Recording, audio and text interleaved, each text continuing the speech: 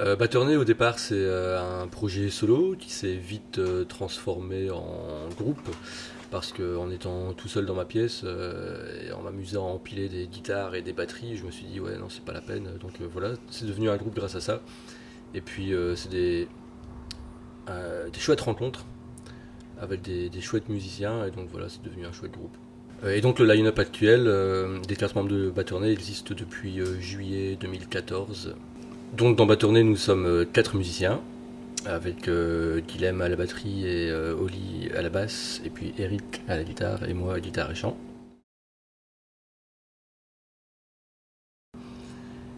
Les influences de Baternay, bon, on fait une musique qui est plutôt entre shoegaze, post-rock.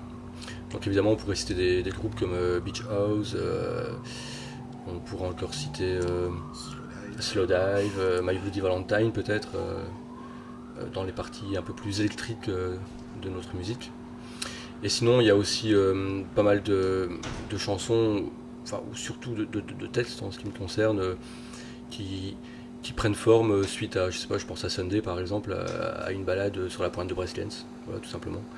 Et il y a aussi des événements de la vie quotidienne aussi qui ont influencé pas mal de titres.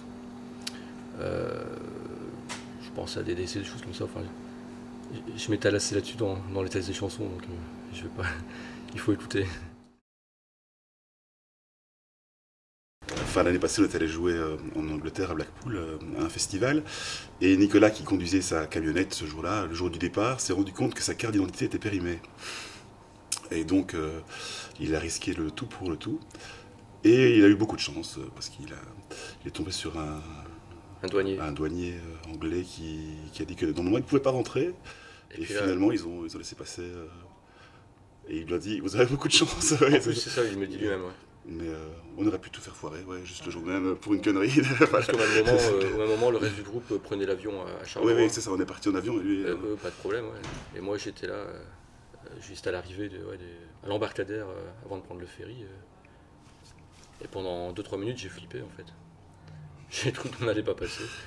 Et je sentais mal aussi. Les autres seraient arrivés sur le sol anglais, mais sans instrument, et moi, je serais resté en Belgique, voilà, comme un con, avec tous les instruments de tout le monde.